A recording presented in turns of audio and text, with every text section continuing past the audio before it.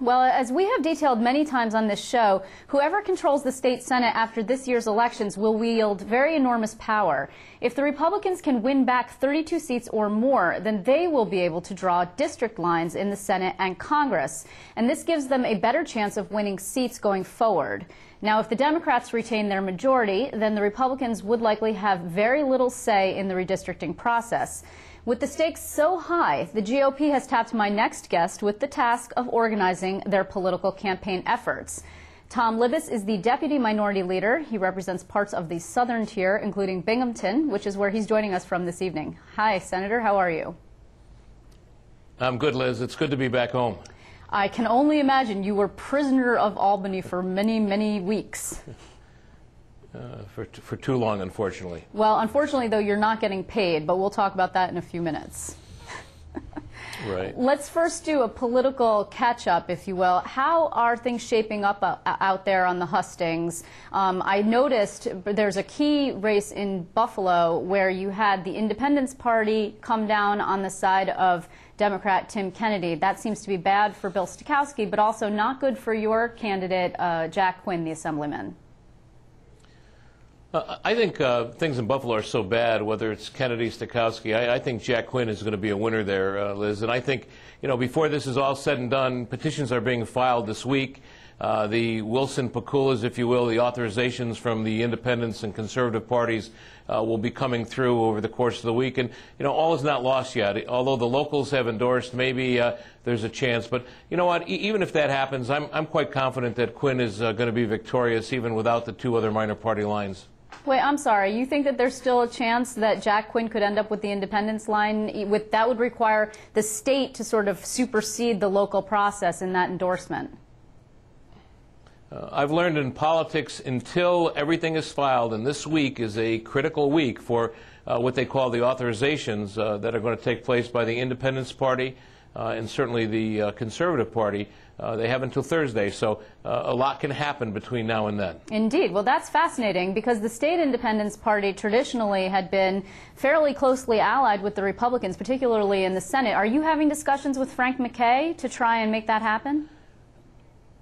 We have a good relationship with Frank McKay and certainly members of his party. We have a good relationship with the local independence folks. We are as aggressive as our counterparts, the Democrats, in trying to secure other party lines, whether it's independents or conservatives. So we're in here fighting right up until Thursday. Interesting. Also on Thursday, we're going to be seeing the finance reports, the campaign finance reports. This is the latest report from the last 6 months. How, if you could give us a little preview, how is that going to look for you guys? Because when you're in the minority, it makes raising money quite a bit more difficult. I think we're going to do fine. You know, I've said this before, I'll say it again, and I think I said it with you on one of your programs.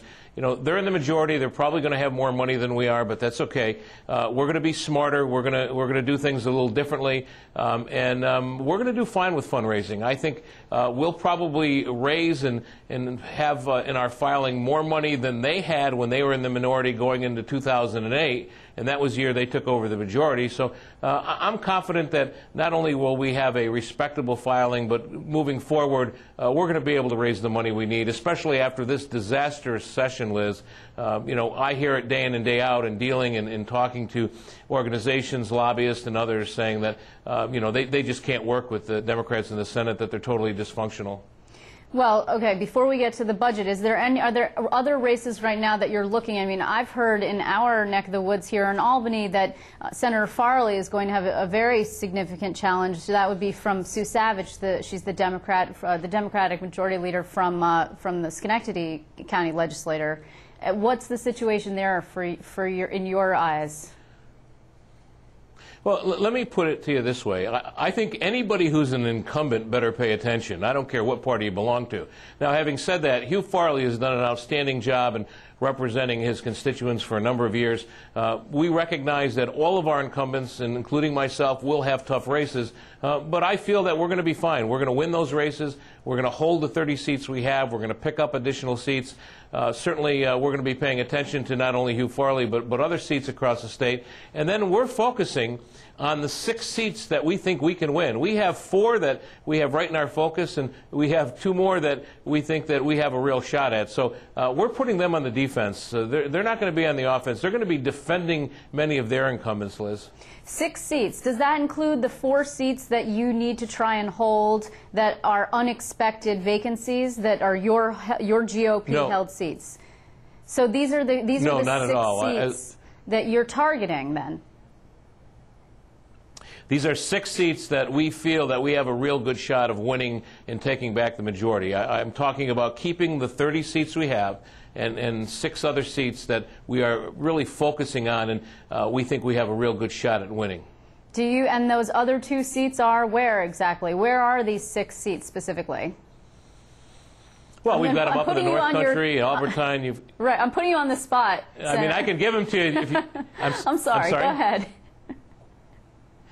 You know, they're up in the North Country, Darrell, Albertine. We think we have a shot at Dave Valesky in Syracuse, Lee Zeldin on Long Island. You mentioned the Jack Quinn. Those are 4.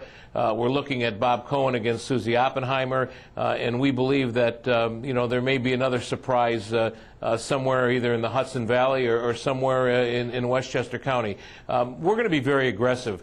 We are running a very, very tight ship, a good campaign, and quite frankly, our message of no taxes, no spending, and helping to create and generate some jobs here in upstate New York is really resonating.